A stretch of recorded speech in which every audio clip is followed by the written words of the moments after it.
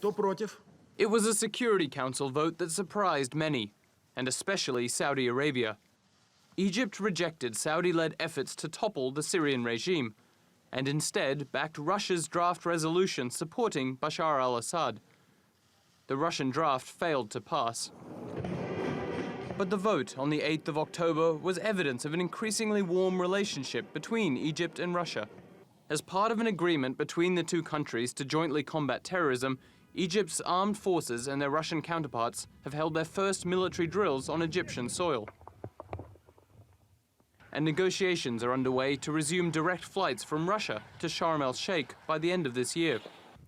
A year after the bombing of a Russian airliner killed all 224 people on board. That prompted an evacuation of most tourists, and Russia, the largest provider of tourists, imposed a flight ban. A heavy blow to an already suffering tourism industry, the source of 12% of the country's GDP. Other tourism-dependent cities like Luxor have also suffered from the decline in tourism.